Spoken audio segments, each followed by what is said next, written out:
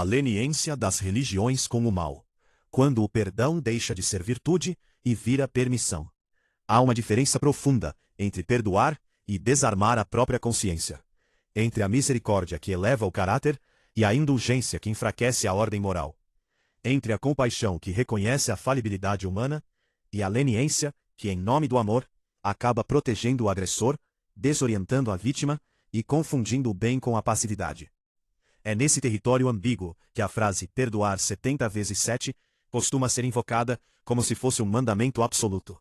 Uma espécie de licença espiritual para tolerar qualquer coisa, suportar qualquer abuso e transformar a renúncia à justiça em sinal de santidade. Mas a realidade humana é mais dura do que a retórica religiosa costuma admitir. O mal existe, insiste, se adapta, aprende a usar a linguagem da bondade contra os próprios bons. E quando uma tradição espiritual perde a capacidade de nomeá-lo com clareza, ela corre o risco de se tornar cúmplice daquilo que deveria combater. A questão não é nova.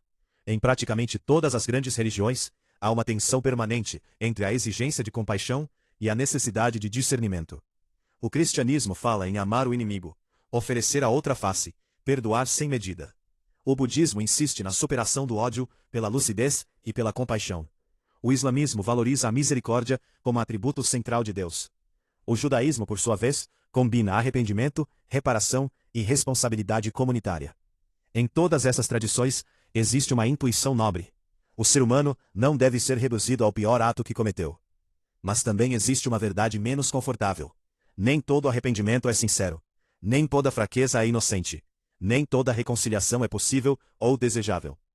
Quando a religião esquece isso, ela deixa de ser uma escola de sabedoria e passa a ser uma fábrica de auto-engano. O problema começa quando o perdão é separado da verdade. Em tese, perdoar não significa negar o dano, nem apagar a memória, nem abolir consequências. Perdoar é, antes, recusar que o mal cometido continue governando o interior de quem foi ferido. É uma disciplina da alma, não uma absolvição automática do agressor. Mas na prática social, especialmente em ambientes religiosos, o perdão muitas vezes é convertido em pressão moral sobre a vítima. A pessoa que sofreu traição, humilhação, manipulação ou violência é chamada a ser maior, não guardar rancor, dar mais uma chance, orar pelo ofensor. O agressor, por sua vez, recebe o benefício da dúvida, a proteção da comunidade e, em muitos casos, a oportunidade de repetir o padrão. O resultado é perverso. A religião passa a premiar a aparência de humildade e punir a lucidez. Há algo de profundamente moderno nessa distorção, embora ela se esconda sob linguagem antiga. A cultura contemporânea adora slogans emocionais e despreza estruturas morais robustas. Queremos cura sem diagnóstico, reconciliação sem arrependimento, inclusão sem limites, tolerância sem critérios. Nesse ambiente, a religião pode ser capturada por uma sensibilidade sentimental que confunde bondade com permissividade. O mal, então, não precisa mais se justificar. Basta se apresentar como ferido, incompreendido ou em processo. E como a linguagem religiosa já está predisposta a valorizar a graça, a paciência e a misericórdia, ela se torna terreno fértil para a manipulação. O manipulador aprende rapidamente que, em certos círculos, parecer arrependido vale mais do que mudar de fato. É aqui que uma leitura madura do Red Pill, do MGTOW e do estoicismo ajuda a iluminar o problema sem cair em cinismo. O Red Pill, em sua melhor versão, não é ódio às mulheres, nem ressentimento contra a sociedade, nem culto à dureza. É a recusa em viver de ilusões. É a disposição de enxergar incentivos, padrões de comportamento, assimetrias de poder e jogos de aparência. Quando aplicado ao campo moral e religioso, esse olhar nos lembra que instituições também têm incentivos, que comunidades também protegem reputações, que líderes também podem preferir a paz superficial à verdade incômoda. O Red Pill, nesse sentido, funciona como antídoto contra a ingenuidade. Ele pergunta: quem ganha quando o mal é tratado como mal entendido? Quem se beneficia quando a vítima é incentivada a calar? Quem lucra quando a responsabilidade é dissolvida em linguagem terapêutica? O MGTOW, por sua vez, oferece uma metáfora útil sobre independência e autopreservação. Em sua formulação mais séria, ele não precisa ser lido como fuga da vida social, mas como recusa de se submeter a sistemas de expectativa que drenam energia, dignidade e autonomia.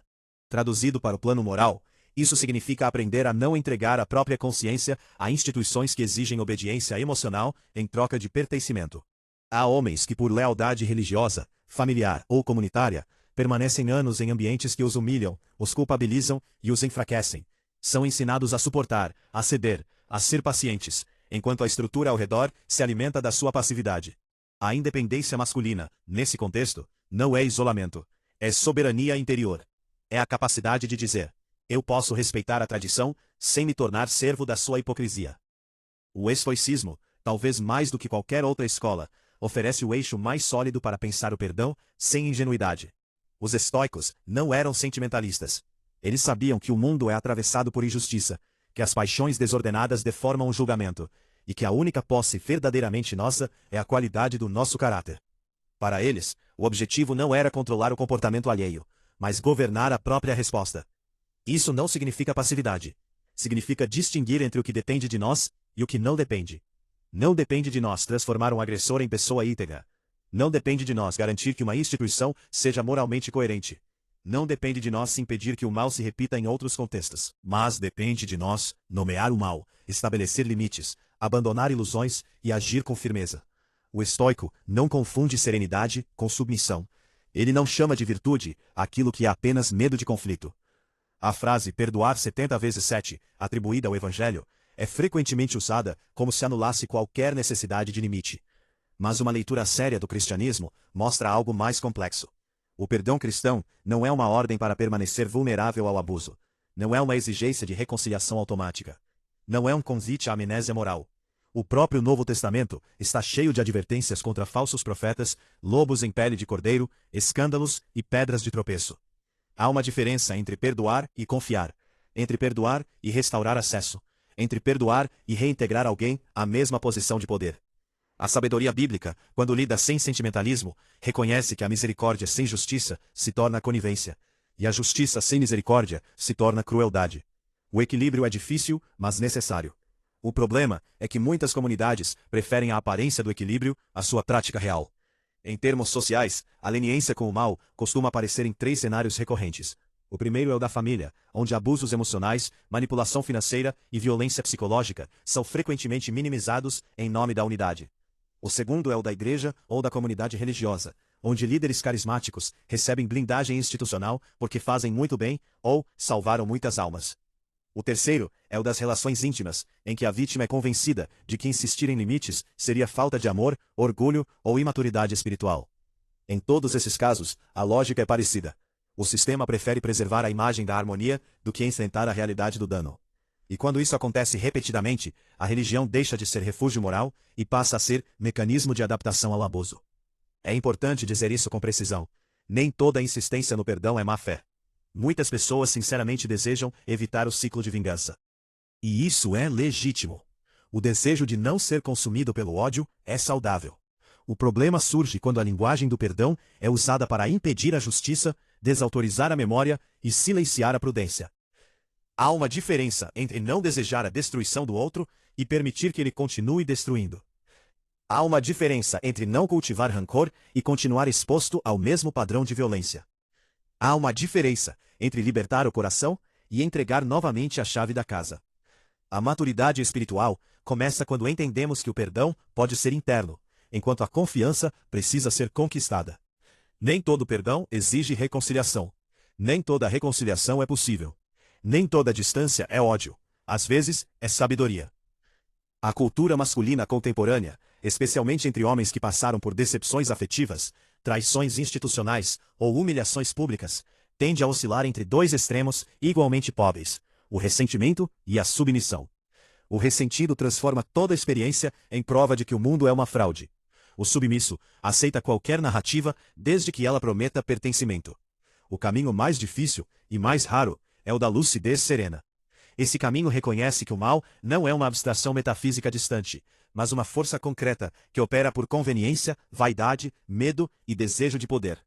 Reconhece também que a religião, quando não é vigiada pela verdade, pode ser instrumentalizada por pessoas que aprenderam a falar a língua da virtude sem praticá-la.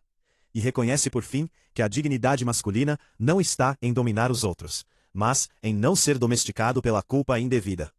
Há uma masculinidade madura que não precisa gritar para ser firme. Ela não se alimenta de guerra cultural permanente, nem de paranoia, nem de desprezo generalizado. mas também não aceita ser moralmente chantageada. Ela sabe que compaixão, sem discernimento, é fraqueza disfarçada. Sabe que bondade sem limites vira convite ao abuso. Sabe que o homem que nunca diz não, em nome da paz, acaba vivendo em guerra consigo mesmo. Nesse sentido, o estoicismo é mais do que uma filosofia de autocontrole. É uma pedagogia da dignidade. Ensina que a paz verdadeira não vem de agradar a todos, mas de alinhar ação, julgamento e caráter. E isso inclui a coragem de reconhecer, quando uma instituição religiosa, por medo de escândalo ou apego à própria imagem, prefere proteger o mal, em vez de enfrentá-lo. Talvez a pergunta mais honesta não seja se as religiões são lenientes com o mal, mas por que tantas vezes elas se tornam lenientes justamente quando deveriam ser mais exigentes? A resposta, em parte, está na natureza humana. Toda instituição que promete sentido também atrai oportunistas. Toda linguagem de transcendência pode ser usada para encobrir interesses terrenos. Toda comunidade que valoriza a humildade corre o risco de ser capturada por pessoas que confundem humildade com submissão alheia. E toda tradição que exalta o perdão precisa, em algum momento, responder à pergunta incômoda: perdão para quem, em que condições, com quais limites e com quais consequências? A resposta adulta é que o perdão não pode ser uma arma contra a consciência. Ele deve ser um ato de liberdade interior, não uma exigência de autoabandono. Deve servir à restauração do caráter, não à perpetuação do abuso. Deve abrir espaço para a verdade, não substituí-la. Quando isso é compreendido, a religião recupera sua força moral. Deixa de ser anestesia e volta a ser disciplina. Deixa de ser refúgio para culpados eloquentes e volta a ser escola de responsabilidade. Deixa de pedir que a vítima finja que nada aconteceu e passa a ensinar que a dor precisa ser nomeada, o limite precisa ser estabelecido e a justiça precisa ter lugar. No fundo, a questão do perdão excessivo revela uma crise mais ampla. A dificuldade moderna de sustentar a realidade sem recorrer a fantasias reconfortantes. Queremos acreditar que as pessoas mudam porque choraram. Queremos acreditar que a bondade do discurso prova a bondade do caráter. Queremos acreditar que a paz social pode ser mantida sem confronto com o mal. Mas a história humana não confirma essas esperanças fáceis. Ele é contido por consciência, por coragem, por instituições íntegras e por indivíduos que não se deixam seduzir pela conveniência moral. E para o homem que deseja viver com honra, isso significa cultivar uma postura rara. Misericórdia sem ingenuidade, firmeza sem crueldade, perdão sem servidão. Talvez seja essa a lição mais difícil e mais necessária. Não se trata de abandonar a religião, mas de purificá-la da sua tendência à complacência. Não se trata de rejeitar o perdão, mas de devolvê-lo ao seu lugar correto. Não se trata de transformar a vida em combate permanente, mas de reconhecer que a paz verdadeira só existe quando o mal é enfrentado com clareza. O homem maduro não precisa odiar para enxergar. Não precisa se tornar cínico para ser prudente. Não precisa abandonar a compaixão para preservar a dignidade. Ele apenas aprende, com o tempo, que amar não é permitir tudo, que perdoar não é esquecer tudo, e que a virtude, para ser real, precisa ser capaz de dizer não ao que corrompe. E talvez seja justamente aí que a velha frase ganha seu sentido mais profundo. Perdoar 70 vezes 7 não significa aceitar 70 vezes 7 abusos. Significa não deixar que a repetição do mal destrua a alma de quem foi ferido. Significa manter o coração livre, sem entregar a consciência. Significa recusar a vingança, sem renunciar ao juízo. Significa, em última instância, compreender que a misericórdia só é nobre quando caminha ao lado da verdade. Sem isso, ela se degrada em fraqueza. Com isso, ela se torna uma das formas mais altas de força humana.